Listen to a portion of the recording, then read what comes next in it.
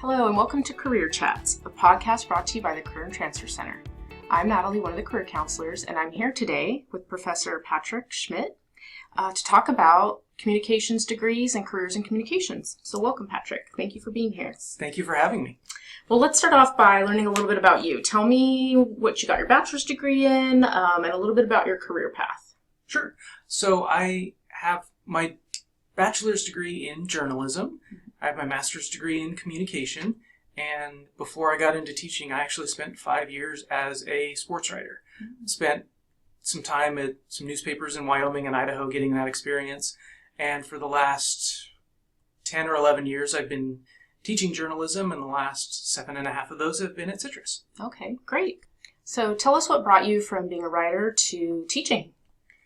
Well, about the time that I decided to go back to school and get my master's degree was the height of the Great Recession. And I had been at a job where I hadn't had a pay raise in 2 years and hadn't had any new hires, and there was a hiring freeze, a wage freeze. And my wife and I were working at the same newspaper, and we both just decided it was time to try something different. And I still believe in the power of journalism. I still think that that's really important for us to understand.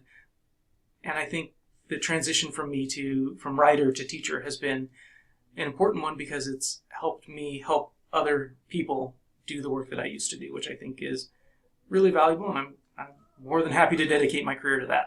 Great. Yeah, you're bringing that actual career experience and, now sharing it with our students. Yeah. So when I meet with students and they're interested in a comm degree, they often say, well, what am I going to be able to do with this after I graduate? So can you talk a little bit about the different career trajectories with a comm degree? So the big one right off the bat from my heart and soul is journalism.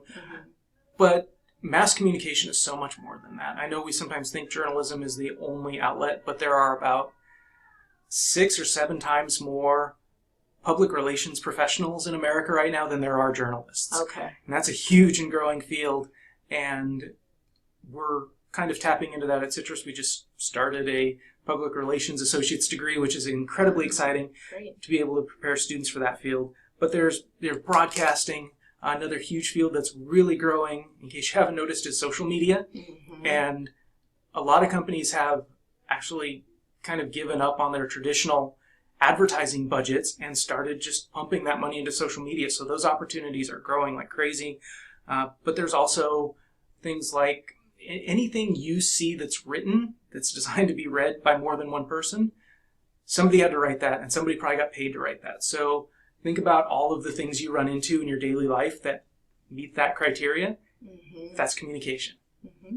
I know I used to work for a finance company, and I worked with 2 communications English majors, or people who had completed their degree, and they wrote everything for our executives, right? So Yes. There's people, our executives didn't write anything for themselves, speeches, presentations. It was all written by other people. So Yes. that as well, right? Oh, absolutely. Yeah. Speechwriters, or a lot of people who actually do their comm undergraduate very often enter into law school. So, but there's also, just with the comm degree itself, speechwriters working for nonprofits, doing marketing. There's internal communications, so building documents and writing and research that's meant to be read only within a small group. Still, somebody has to do that. And there's all kinds of opportunities for people who can communicate clearly and concisely. And it kind of leads me to my next question, because comm is kind of falls in that liberal arts, social sciences family of degrees that don't always have, or do not have, that direct career path, right? That A to B, if I graduate with this, I'm going to do this, right? Yes. So sometimes that makes students nervous, but I think what you were just showing is that it can lead to a lot of different areas, right? So yeah, and I think that the uncertainty that may come with a comm degree is actually very freeing, because it frees you to be able to tap into a lot of your different interests and a lot of different passions. Sometimes what ends up happening with that is you end up with a job that doesn't even exist yet. Yes.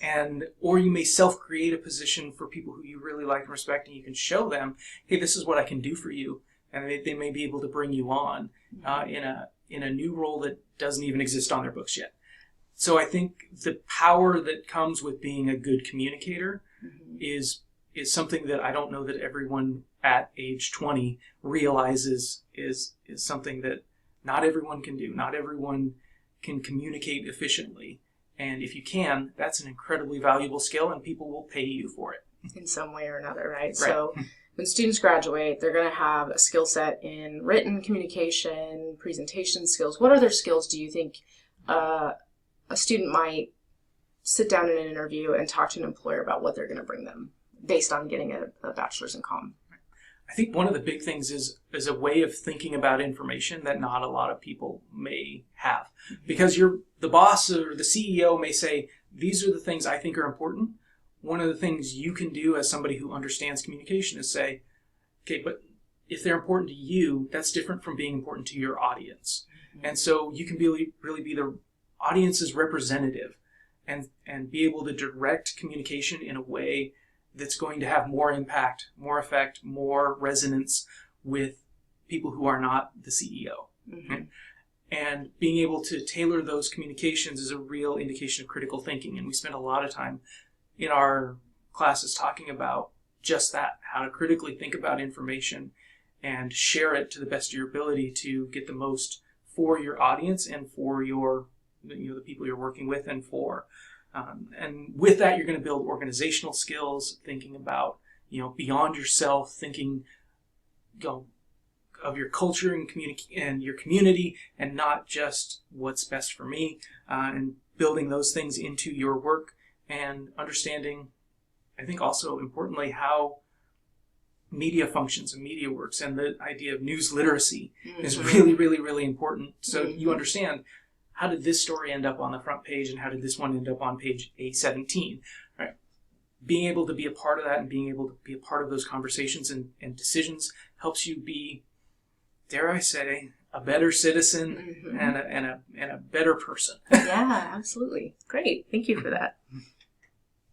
So if a student's interested in comm and they want to maybe kind of understand these different focus areas and where they might take their specific comm career, what are some ways that they can get involved on campus outside of their classes to kind of help, expose them to these different areas? So the big one that we have on campus is our student media. And we actually have two different student media outlets right now. We have the Clarion, which is our newspaper, and starting in fall 2023 will be only available as a digital publication, so only website, but still doing the same kind of journalism. And the second one is Logos Magazine, which will continue unabated print, ink on paper, and both of those publications, so the Clarion and Logos, present all kinds of opportunities for you to be able to tap into the things that you're interested in, which means we have some students who are really great writers, and that's what they want to focus on. Some students come in as people who really want to focus on photography, or they really want to be the ad manager and want to sell advertisements and maybe make a commission from that, by the way. And some students just want to come in and just be a part of the experience and try a little bit of everything. And that's what those publications can give you, is really a chance to tap into your passions, but also discover new ones. And maybe one of the things we don't always talk about with college is sometimes college can really teach you what you don't like. And sometimes that, for me in college, that was photography, because you put a camera in my hands and I don't know what to do with it. But I was able to find that out by trying to be a photographer for my college paper. I was able to figure out really quick, I don't like this, but I'm glad I tried. And I even had a couple photos published in my college paper, and I'm embarrassed about it now because they weren't very good. But I'm glad I had the experience, and Clarion and Logos can provide that as well. It's an opportunity to try something very low risk, low stakes, and if it works, great, keep doing it. If not, we have other things you can try. Okay, great. Yeah, I think when we talk with students and they feel stuck in their decisions with majors and careers, sometimes we go, okay, let's just talk about what you don't like, or let's eliminate, right? And sometimes that's an easier place for our brains to start. So it's really good to get some experience in that as well. Yes. So if a student wanted to get involved, are these classes they enroll in, or tell me a little bit just how they would jump into that? So we have several classes that are tied to student publications. Logos is very straightforward. It's COM 280. And in that COM 280 class, students do everything for the magazine. They write, they shoot photos, they design, they edit. That's all the magazine. Similarly, for the Clarion is Comm 240. Okay. And so in that class, it's write, it's take photos, it's edit, it's all those things. We also have Comm 230, which is our design for media class. So if you've got that eye for graphic design or want to refine that eye or maybe even gain that eye, Comm 230 is the class for that, and where we learn about how do you design a social media post, how do you design a house ad, how do you design an infographic, and how do you design a newspaper or a magazine. That class really focuses on that. And then the fourth and final class that we have that is influenced by those publications is Comm 103, which is freelance journalism. And in that class, it's only a 1-credit class, and it's a hybrid class. Students can do both. They can be on the magazine staff, on the newspaper staff, and really try it and see what strikes their fancy. Okay, great. Well, I appreciate all this info on Comm, and I think this is going to be really helpful for students interested in this field. Just kind of wrapping it up on a broader note, just any general advice for undergrad students as they work their way through Citrus, potentially transfer? Like, what do you wish maybe someone would have told you when you were an undergrad? I always felt like when I was an undergrad that every class, was potentially the deal breaker, the game breaker, the one that was going to show you something that was going to change your life.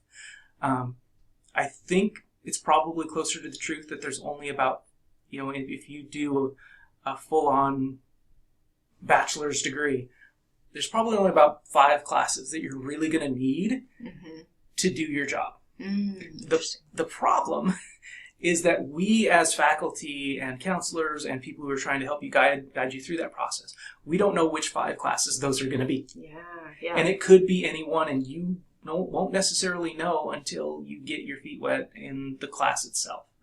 And some of the most important classes I ever took were classes that I never even thought were going to be influential. So the big thing is just keep your eyes open, keep your mind open, and allow yourself the chance to take away something that you never would have thought you had possible. But to do that, you have to give yourself the opportunity for that and put yourself in classes and situations where, I don't know how this is going to go. I don't know how this might turn out. I don't know this subject that well. Put yourself in those situations to be surprised, and you never know what might come of it. Great. Awesome. Well, thank you again, Professor Patrick Schmiedt. And we will put links for you all to have access to information about our different Comm programs under the podcast notes. Thank you.